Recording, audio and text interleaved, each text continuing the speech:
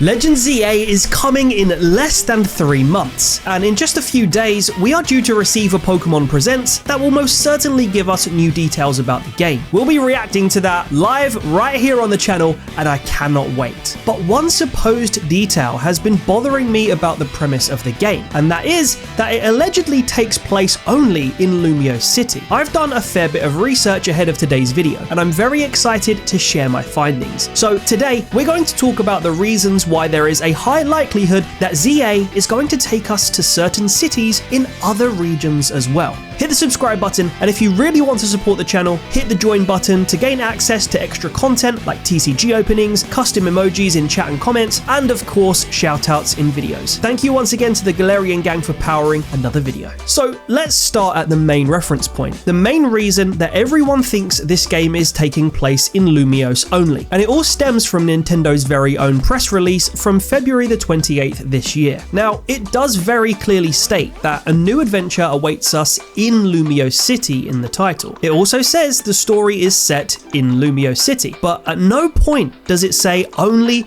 or strictly in Lumiose, and I believe that is very deliberate wording. We have had a large number of hints to suggest that we could be visiting other cities in other regions, with Lumiose serving as the sort of main hub to the story. So let's explore them. Firstly, the protagonist. In the very same press release, you'll notice this wording. Whilst visiting Lumiose City during your travels, you'll come to stay in an old hotel named Hotel Z. This wording confirms that our character is not from Kalos, or at least not from Lumiose itself. We actually arrive on a train from somewhere else at the beginning of the game, according to this picture. I don't know if anyone's managed to decipher the Pokemon in-game language yet, but if anyone has, this departure and arrival screen might suggest where we could have come from. But what's certain is that we are supposed to be here for a finite period of time. Staying at a hotel suggests we're a guest, meaning our stay is intended to be temporary. We've never been in that situation in a main series game before, apart from the last Legends game, where we kind of fell through time thanks to Arceus summoning us, and then we were taken in by the people of Jubilife Village. This means the Legends series from a wider perspective is likely to be intended to be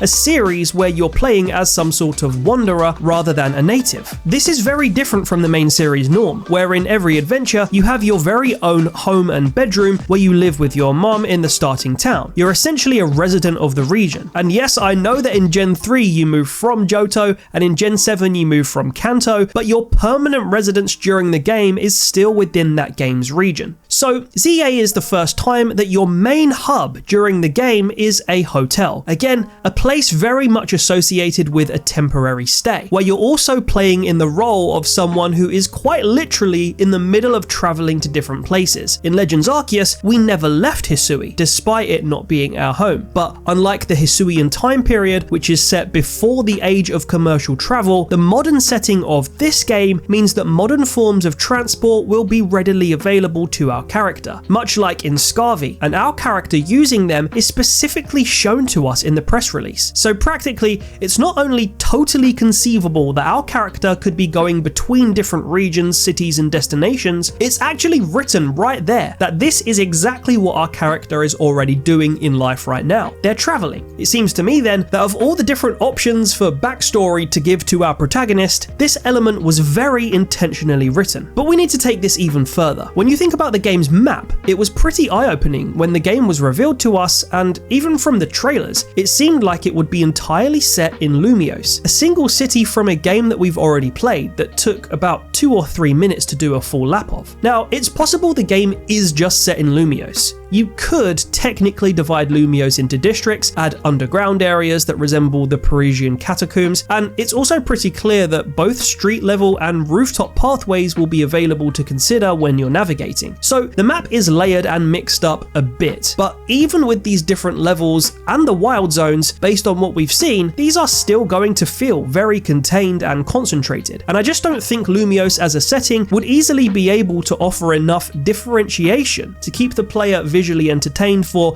a 30-hour story plus postgame. We're going to be constantly seeing the same architecture, the same colors, the same weather cycles, the same cafes, parks, and street pavements everywhere you turn. Every main series Pokemon game ever has had a huge variety of environments in terms of weather and terrain, because it was set in a region. from lava to snow to ancient castles and caves, open seas, forests, lakes and shipwrecks, and I just don't think that a city resembling Paris with a river and some artificially made zones is going to be enough to keep us occupied and break up the pace of the game. It's just hard to imagine. For comparison, the last Legends game had 6 huge provinces that made up Hisui. Scarvi had 3 massive maps consisting of 2 whole regions and a terrarium split across 3 different countries. So going from that diversity to a single city, even if they massively upscale it, just doesn't seem logical. With that being said, it's very clear that this game is meant to have an urban feel, and a theme running through it about the coexistence between people and Pokemon in these densely populated areas. So city landscapes are almost certainly going to be the main highlight of what we see. So if the game designers wanted to mix up the monotony of Lumiose itself, offering some other cities that you can travel to would make so much sense, especially when we've just seen that in the initial Gen 9 games across 3 regions. Not only for the environmental design, but for the story. This is set in a modern, interconnected world, and this theme was emphasized in the DLC of Scarlet and Violet. They won't want to step back from that now in a big way. When you think about the Pokemon World Tournament in Gen 5, where so many strong trainers from around the world came to join, the ZA Royale does have some parallels. So if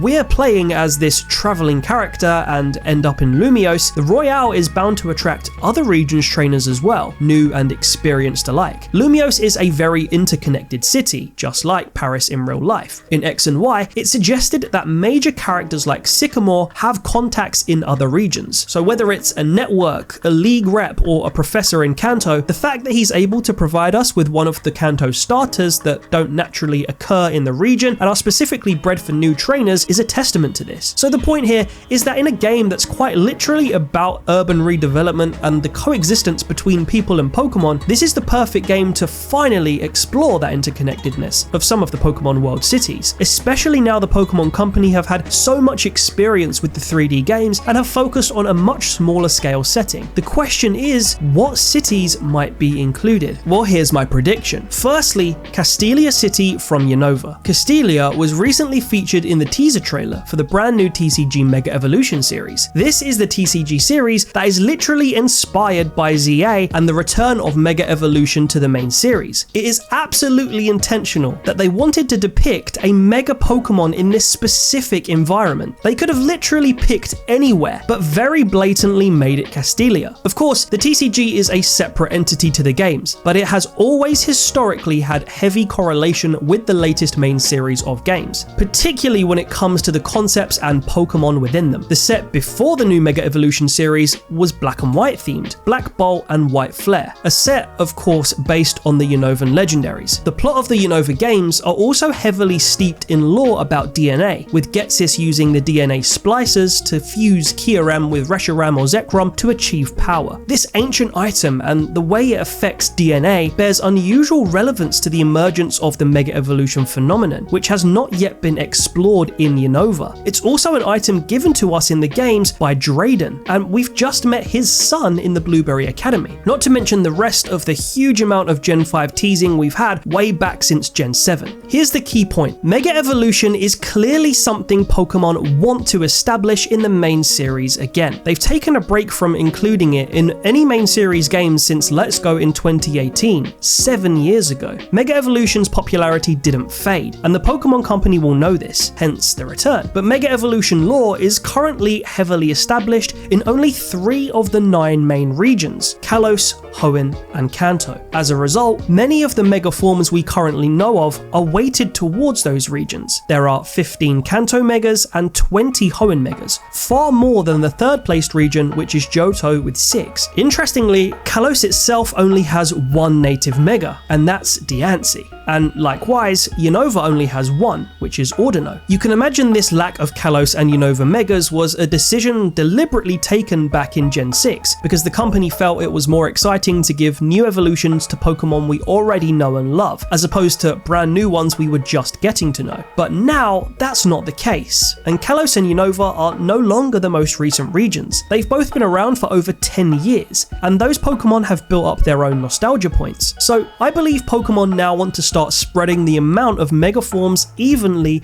across Pokemon from other regions. With a good number of native Megas from each generation of main series games. Now, spoiler warning here, if you don't want to hear about any leaks, you'll probably want to click away, because I'm about to flash up the alleged list of megas that will appear in ZA. If this list is correct, you'll notice that most of the new ones are from Unova and Kalos. Couple this with the TCG trailer deliberately showing us a mega Pokemon in Lumiose City, and I think we're clearly seeing a suggestion that Pokémon Company's strategy for this second phase of Gen 9 is to spread the lore of Mega Evolution across the established Pokemon universe, giving us holistic stories that intertwine legacy characters and locations. And how better to do that than to add new megas from those legacy regions and then take us to a few big cities in some of those regions without having to design the entire region from scratch for Switch 2, but still being able to mix up the locations. It's a win-win. More world building, more megas, and more nostalgia, but with a more concentrated game design process that gives us legacy service, but hopefully won't feel rushed. All of this is part of a commercial strategy, which will obviously sell copies, but crucially, it also makes so much sense as part of the plot. So how might this actually unfold in the ZA story, and which other cities might we go to beyond Lumiose and Castilia? As we established, the TCG always hints at themes and lore that parallel the main series games, and the themes running through the recent TCG Journey Together and Destined Rivals TCG sets are these old legacy faces from a variety of regions with particularly strong connections to certain Pokemon. As we mentioned, the ZA Royale is likely to attract the attention of strong trainers and institutions across the Pokemon world. In X and Y, both Sycamore and Karina suggest that a big part of Mega Evolution is that you need to have a bond with your partner Pokemon to achieve it in battle. Only certain strong trainers that you come up against in the games are capable of this, so new megas would likely be introduced through these strong trainers. One huge criticism about how Mega Evolution was integrated in the original X and Y games was that you didn't ever actually see it used against you during the main story, bar 3 occasions, against Karina, Lysander, and Diantha.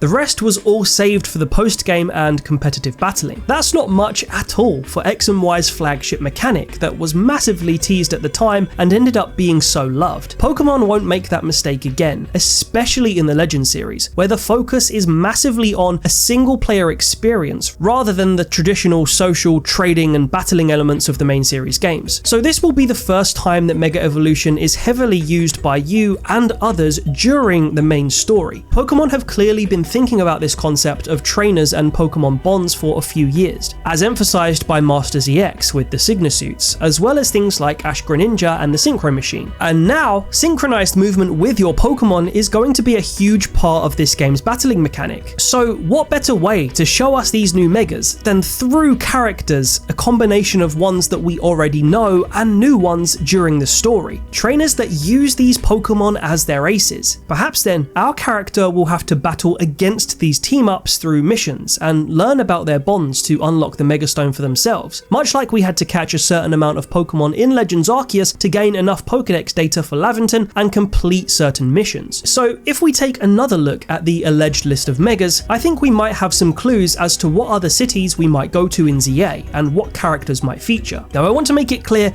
that this is an educated prediction based on the evidence that's in front of us, but if we look at this list, Sinnoh, Alola and Galar all only have one mega each. So if we do go to new cities, I wouldn't expect them to be from these 3 regions. We've already spoken about Unova and Kalos getting a bunch of new megas, and there are plenty of trainers who could be wielding some of these Pokemon as their ace. Let's ignore any starters for a moment who are kind of in their own category, but in Unova, some examples could be Roxy with Scolipede, Clay with Excadrill, and Grimsley or Marnie with Scrafty. With Electros and Chandelure, Elisa and Shauntal or Malva are possible, but interestingly, I noticed that both of these Pokemon are the Signasuit aces of Ingo and Emmet in Master ZX. Ingo, of course, was a pretty surprising major character in Legends Arceus, being a faller who lost his memory, so some interesting potential there. In Kalos, Lysander with Pyroar, if he's not dead, Xerosic with Malamar, Grant with Barbaracle, Drasna with Dragalge, Karina with Horlucha, AZ with his Floette, and then Zygarde, maybe by a big character like someone from Quasartico Inc., or even us, the player. The other regions with more than one mega are Kanto and Johto. I kind of count these regions as one in a lot of ways, but of course they offer different cities. Misty would be the obvious choice with Starmie, Lance with Dragonite, and Erica with Victory Bell. Clefable then is very much linked to Lily, who canonically moved to Kanto after the events of Sun and Moon. So these characters appearing would actually make a lot of sense, especially if they want to test their strength in the ZA Royale. And so a Kanto city being one of the other cities we can go to is likely in my opinion, with Cerulean being my main prediction. Let me explain. Cerulean might seem random, because Celadon is probably the main hub of Kanto. Erica, the gym leader of Celadon, is renowned as the nature-loving princess, so I think her character might be more likely to come to Lumiose rather than us visiting her. This is because of, yes, possibly the ZA Royale, but maybe more so this new Harmony project that's taking place in Kalos. You can totally imagine Erica coming to research how these natural wild zones are working in an urban environment. She might want to apply it to her own home city and make it align with her own love for nature. So whilst Celadon is an option if we do go to a Cantonian city, I think there might be a stronger case for Erica visiting Kalos rather than us visiting her. Lance is a more heroic character, who's probably more likely to appear in the story for a different reason, that being his sense of responsibility to understand and take down potentially shady corporations like Quasartico Inc., much like we saw with his infiltration of the Team Rocket base in the Johto games. With his competitive streak and his powerful status, he may also want to test his strength in the ZA Royale. He already knows about Mega Evolution according to the Let's Go games, as he's able to Mega Evolve his Charizard if you rematch him, but it would absolutely make sense for him to use a Mega Dragonite if he had access to that Mega Stone, as that's generally considered to be his ace. Lance is actually from Blackthorn City in Johto,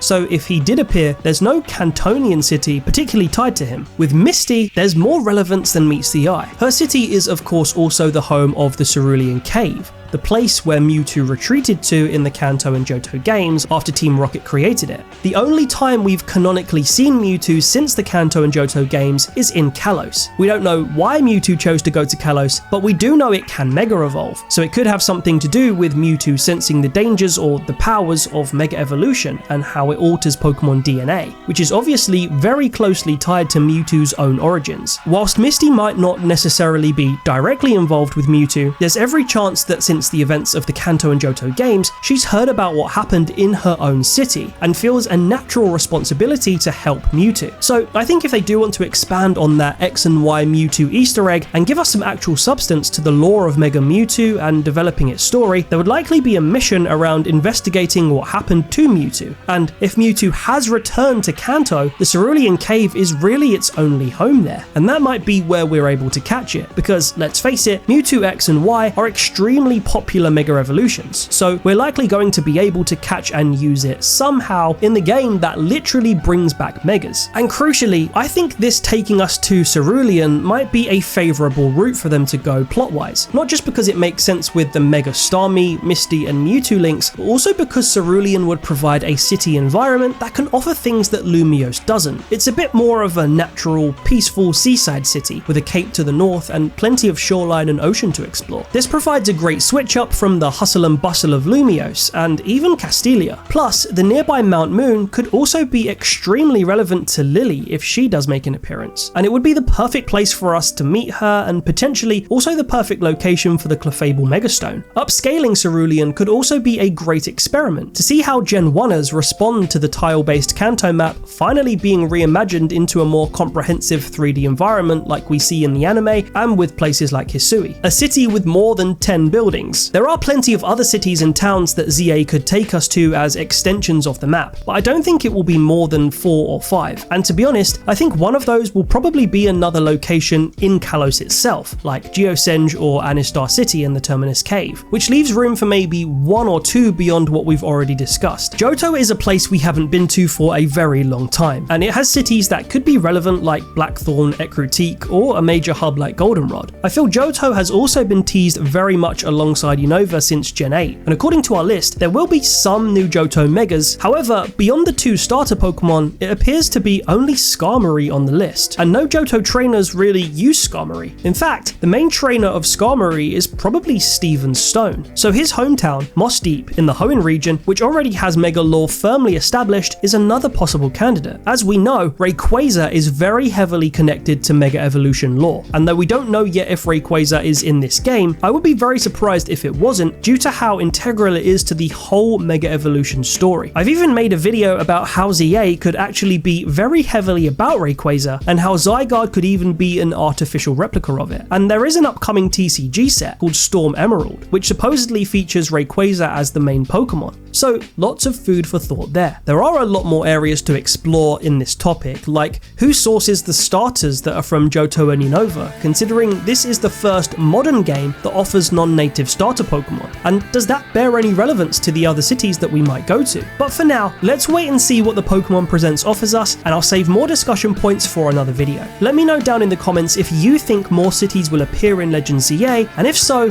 which ones do you think will appear? And until next time, love you gang.